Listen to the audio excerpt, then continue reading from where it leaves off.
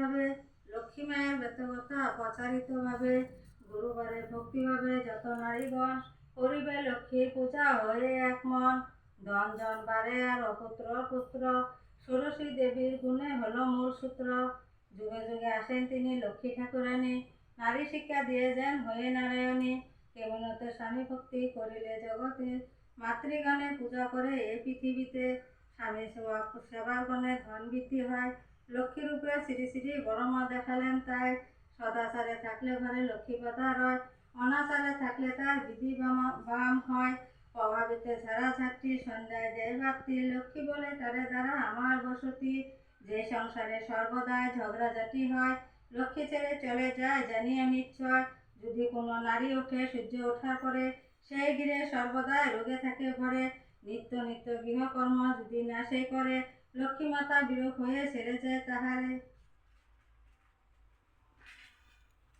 সকালে বাসি কর্ম করে সমাপন, স্নান করে ইষ্ট পূজা হয়ে এক মন।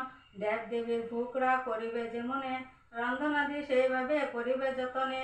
স্বামী পুত্র খাওয়ার পরে নারী নিজে খাবে, নারী নীতি সর্বদাই পালন করে যাবে। নারীর বৈশিষ্ট্য মাঝে অষ্টগুণ আছে, একটির অভাবে নারীতব্য না জাগে। না নিয়ে রান্না করে যদি কোনো নারী, সদাচারে বিনা রান্না জীবনের ওরি। অধিক ক্ষেতের হাতে রান্না খাওয়া উচিত নয়, যাগ যপ পূজা অর্চনা ফল নাহি হয়। পান ভোজন তার হাতে নিরয়, রূপ সুখ দারিদ্র ধ্বংস হয়ে যায়।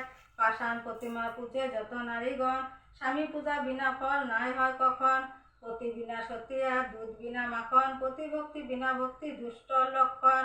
সংসারিতে স্বামীদন স্বামী কর সার, স্বামী বিনা ত্রিজগতে গতি নাহি তার।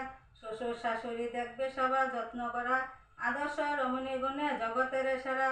লক্ষ্মী মায়ের বেত কথা শুনো ভক্তি ভাবে, দুই অক্ষরণ বলে সবাই সুখ শান্তি পাবে।